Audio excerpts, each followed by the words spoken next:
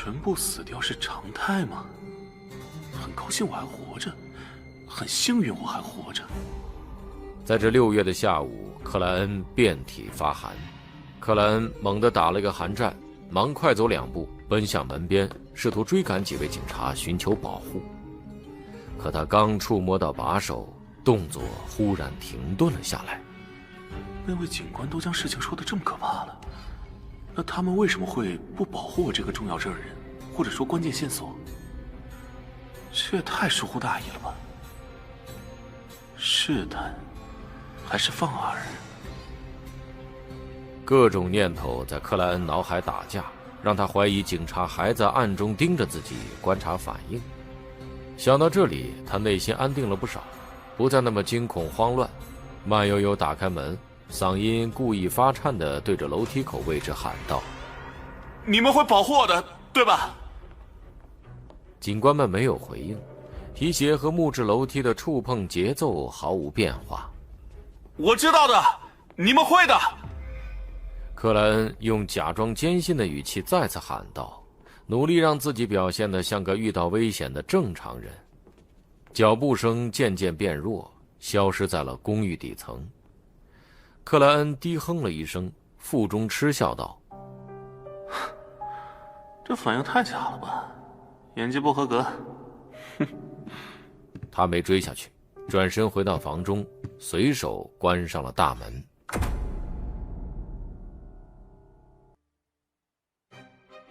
之后几个小时，克莱恩充分表现了心绪不宁、坐立不安、焦躁烦乱、独不知意等大吃货国词语，不因为周围没人而放松要求。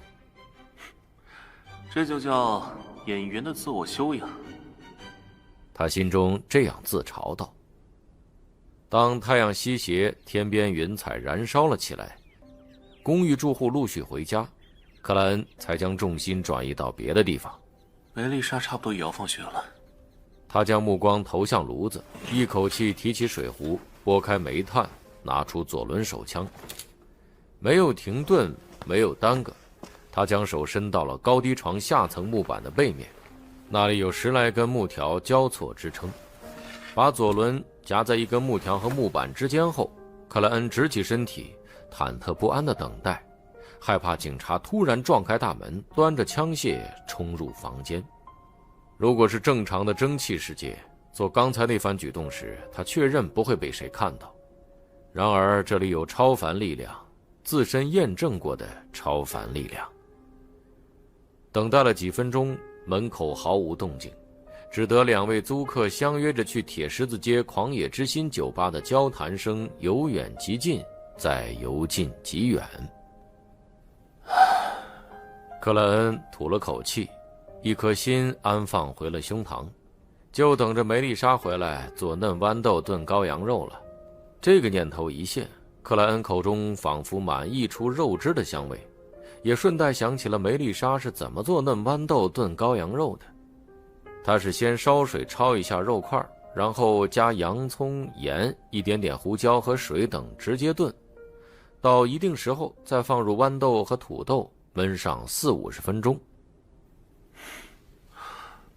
还真是够简单够简陋的做法呀，纯靠肉本身的美味来支撑。克莱恩忍不住摇了摇头，但这也是没有办法的事情。平民人家哪有多种调料，哪有各种做菜手法，只能追求简单、实用和节省。反正只要肉没弄焦、没坏掉，对1周才吃2次甚至1次的人来说，怎么样都是好的。克莱恩谈不上厨艺好手，日常都是以外食为主，但每周做3-4次饭，周周积累下来，还是让他有着及格水准，觉得不能辜负了那磅羔羊肉。等梅丽莎回来再做，弄好都得7点半之后了，那会饿坏她的。是时候让她见识真正的厨艺了。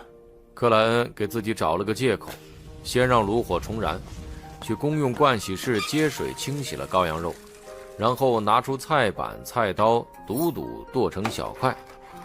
至于该怎么解释突然会厨艺的事情，他决定推到死鬼维尔奇·麦克文身上，这位同学不仅请了擅长煎海特色风味的厨师，还经常自己琢磨美食，请人品尝。死人是不会反驳我的。不过，这是拥有非凡者的世界，死人未必不会说话呀。这么想着，克莱恩莫名有了点心虚。他将杂乱的念头抛开，把肉块放入了汤碗里，接着拿出调料盒，往里抖了1勺半泛黄的粗盐，另外又从专门的小瓶子里珍而重之地取了些黑胡椒粒和羔羊肉、盐一起抓匀，稍作腌制。把炖锅置于炉上，等它烧热的同时，克莱恩翻找出昨天剩下的胡萝卜和今天买的洋葱一块，切成了好多块。做完准备，他又从橱柜里拿出一个小罐子，打开之后，里面是所剩不多的猪油。克莱恩弄出1勺，放入锅中煎开融化，然后倒入胡萝卜和洋葱块，翻炒了一阵，香味开始弥漫。克莱恩将羔羊肉全部倒进，仔细煎了一会儿。这个过程里本该下点料酒，再不济也得用葡萄酒代替。然而莫雷蒂家没这些奢侈的东西，班森1周也才能喝1杯啤酒。克莱恩只好因漏就简，倒了些开水，随便弄弄。炖了20分钟左右，他打开盖子，将嫩豌豆和切好的土豆放入，又加了1杯热水，2勺盐，合拢盖子，调低炉火。克莱恩满意呼气，等待着妹妹回家。时间1分1秒过去，房间内的香味越来越浓郁，有肉的诱惑，有土豆的醇厚，有洋葱的清爽，味道逐渐混杂。克莱恩时不时吞咽口唾沫，并按开怀表盖子，看向分针。40多分钟之后，不算轻快却节奏有序的脚步声靠近，钥匙插入，把手转动，房门打开。好香啊！梅丽莎人还没有进来，就语带疑惑地低语道。她拿着提包迈步而入，目光扫过了火炉。你做的？梅丽莎取下纱帽的动作停顿在了半空，望向克莱恩的目光满是惊恐。她抽了下鼻子，吸入了更多的香气，目光迅速变得柔和，似乎找到了点信心。你做的？他疑惑再问：“你怕我浪费掉羔羊肉？”克莱恩微笑反问，不等回答，又自顾自说道：“放心，我专门请教过韦尔奇这道菜该怎么做。你知道的，他有个好厨师。”第一次做？梅丽莎的眉头不自觉皱起，但又被香气抚平。看来我很有天赋。克莱恩笑了一声。快要好了，你把书本帽子放一放，去盥洗室洗个手，然后等着品尝。我很有信心的。